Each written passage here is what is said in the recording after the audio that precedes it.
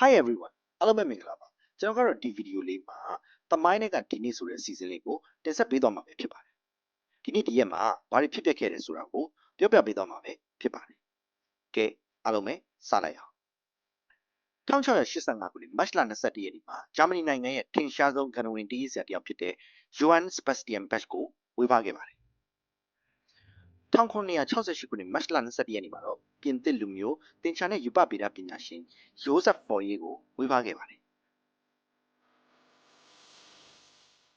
1965ခုနှစ်မတ်လ21ရက်နေ့မှာတော့မာတင်လူသာကင်းဂျူနီယာဦးဆောင်တဲ့အမေရိကန်နိုင်ငံသားလူခွင့်ရေးတက်ကြွလှုပ်ရှားသူတွေဟာဆယ်မာမြို့မှာပေါက်ကူဘရီမြို့သို့စတင်ချီတက်ပြီးတော့ဆန္ဒပြခဲ့ကြပါတယ်1980မတ်လ21ရက်နေ့မှာတော့အာဖဂန်နစ္စတန်နိုင်ငံကိုဆိုဗီယက်နိုင်ငံရဲ့ကျူးကျော်မှုကိုဆန့်ကျင်တဲ့အနေနဲ့မော်စကိုမှာကျင်းပတဲ့နေရာသည့်အိုလံပစ်ပြိုင်ပွဲကိုတပိတ်မှောက်တယ်ဆိုပြီးတော့ USA ရဲ့သမ္မတဂျင်မီကာတာကကြေညာခဲ့ပါတယ်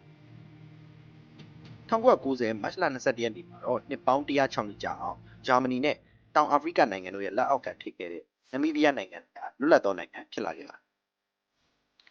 2006ခုနှစ်မတ်လ21ရက်နေ့မှာတော့ Twitter ရဲ့ co-founder တယောက်ဖြစ်တဲ့ Jack Dorsey ဟာ Twitter ရဲ့ပထမအဦးဆုံး tweet ဖြစ်လာမဲ့ Just setting up my Twitter ဆိုတဲ့ post ကိုစပြီးတော့တင်ခဲ့ပါတယ်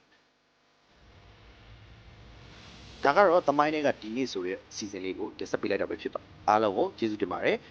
ဗီဒီယိုလေးကိုကြိုက်တယ်ဆိုလို့ရှိရင် like and follow လေးလုပ်ပေးကြပါဦး